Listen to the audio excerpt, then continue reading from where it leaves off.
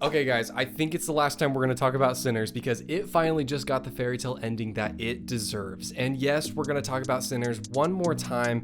If you've been following my channel, you should go check out those other videos. They just got 4 massive wins at the Oscars for Best Picture, Best Lead Actor, Best Cinematographer, and Best Original Score. Guys, this is huge. I am so happy that it won these awards, and I want to talk about all that today. But honestly, I'm a little conflicted because on one hand, it definitely deserves these awards. Sinners was a wonderful movie that deserves all the recognition that it got at the Oscars. But on the other hand, I was really hoping that Sinners getting nominated for these awards meant that Hollywood was finally turning a leaf, that the Oscars was finally recognizing true talent and artistic creativity. But I don't think that's the case. And so that Hollywood doesn't make a fool out of you and out of me, we need to talk about that today. Sinners gave audiences exactly what they wanted, what I wanted, which was originality, strong performances, a director who actually had some sort of motivation to make this movie.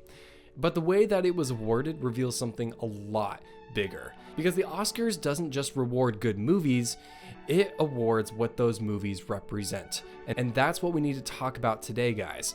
I want to talk about Sinners and showcase how this movie shows something very deeply wrong with the Oscars and award presentations in general. It is time for the Oscars to turn a new leaf. And no, it has not happened yet. But let's talk about why and maybe what we can be doing as a result. I'm back again, guys. My name is Ethan Wood. This is Cut the Crap, where we break down movies, the messages behind them, and talk about the culture wars that influence all of these things. I'm a little red today. I just got a lot of sun. I'm wearing this red shirt today so that my skin doesn't look as red compared to the shirt, but let's move on from that. So let's set the scene real fast. I found this article online. It's from USA Today, I believe, and it had this really good hook, so I'm going to use it right now because I thought it was so good. Okay, the vampires and sinners may avoid silver, but they struck gold at the 2026 Oscars. I hope you liked that because I did a lot. Let's be clear, Sinners is a great movie. Don't hear me say that Sinners didn't deserve the awards that it got, because it definitely did. Ryan Coogler did not miss when it comes to the vision of this movie. A couple of things that stood out to me: it was a very unique take on the vampire genre. There's a lot of movies out there that try to portray vampires, you know, the classic, like they suck your blood, you need a wooden stake in order to kill them, like that kind of thing. It did such a good job of taking those concepts, which are just kind of a stereotype at this point. It also blended music and storytelling in a way that actually works, and I really appreciated that because he told a story, something that he relates to as a black man. It also was just a fun story to watch. It was just something enjoyable that the audiences could actually partake in and understand. And it was really good because it started asking questions about culture and about black culture and how music is such a big part of that culture. I thought it just blended everything really well together. Very good story. It makes sense why he won an award for that. The cinematographer, her name is Durald Arkapaw. I hope I'm pronouncing that right. She deserved an Oscar at the Oscar Awards show. She did such a good job. It was just a fun time. And of course, Michael B. Jordan. Guys, he did such a good job playing the two roles of Smoke and Stack. I thought he just wonderfully characterized each character in its own unique way. Even though they're twins and basically the same person, they felt like different people. And that's hard to get. So this, again, I don't think it was just a gimmick. It wasn't just movie magic. It was his performance. That was skill. So shout out to those two people. I think that this movie deserved all the awards that it got. But again, if this movie won on quality alone, I wouldn't even be here having this conversation. But we are, because this movie did not get the Oscars because of skill or talent or anything else that makes a lot of sense when you're awarding movies these things. There are 2 things that influence the Oscars these days. So let's dive into number 1, because there is one big overarching theme that always sticks out at the Oscars. Every single win, every single good moment is always backed by some political thing. So for example, Durald, who was the cinematographer, just for context, we've already talked about this. Instead of celebrating her craft, the headlines read how she was the first woman and woman of color to receive the award that she did. And I find that a little demeaning at the end of the day. I would feel very demoralized if I were her. So again, I will ask the question, are we rewarding the film or are we rewarding the meaning behind the film? That's a genuine question. And so far, the Oscars has said we're just going to award the meaning behind people and films.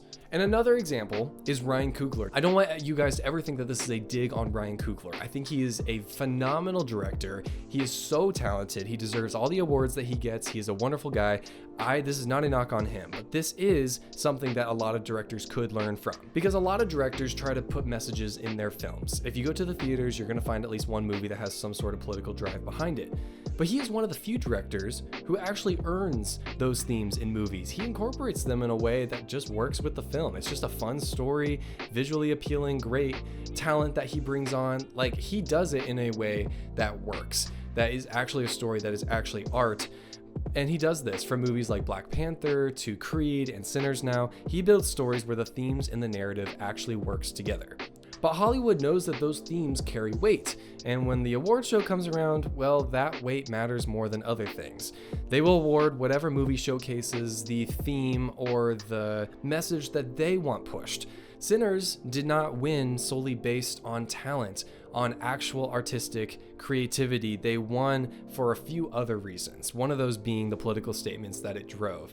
And I find that to be a tragedy, and it needs to end. Now, you might be telling yourself, well, how do you know that it was based off of politics? Look at any of the Oscar nominations in the past, people. I'm thinking of Emilia Perez in particular. I've made a whole episode about this, but the Oscars will nominate things that align with their messages the best. And Emilia Perez, I watched it, guys. It was awful. It was a musical, and it had some of the worst musical numbers you've ever heard in history. It was nominated 13 times at the Oscars. That's ridiculous. That is an abomination to movie making.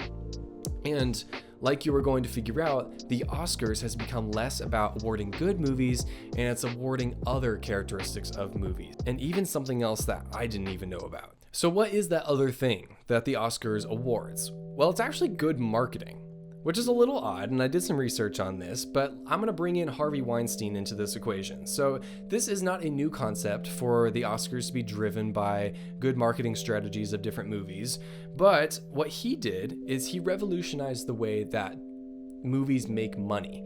Instead of focusing on making his craft good and making the movie good, he focused on getting it in people's ears as much as possible using guerrilla marketing tactics, which basically means aggressively marketing it to his audience.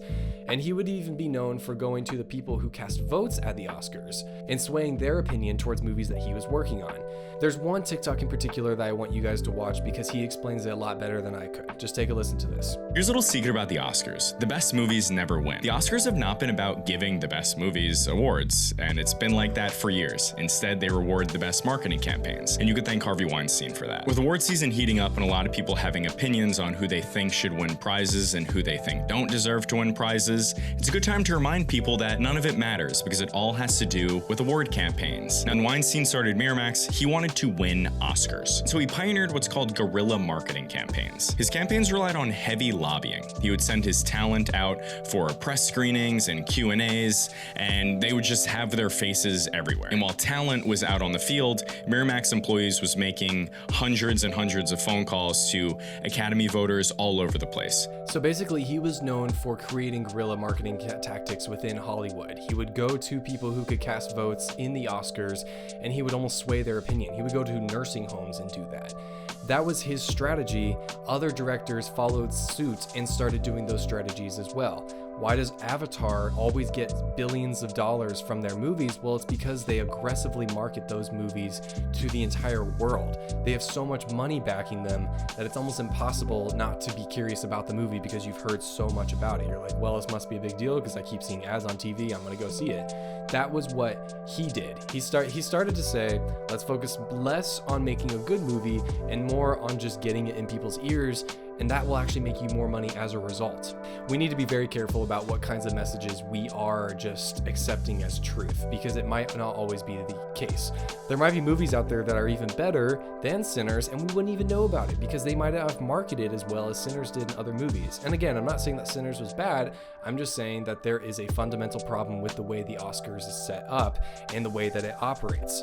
Basically, movies have been boiled down to two things. who can do their smear campaigns the best, and who can virtue signal the best. So no, the Oscars don't just reward good movies anymore. They reward movies that feel the most important. And that is the fundamental underlying problem with all of this. Sinners was honestly a fluke in the system. It was a good movie that checked all the boxes that the Oscars needed in order to award them so many awards. So what does this mean for culture right now? Well, we live in a time where the attention comedy is booming. And by that, I mean the economy of people fighting for your attention. I am fighting for your attention right now, and I appreciate you sticking around and watching this video.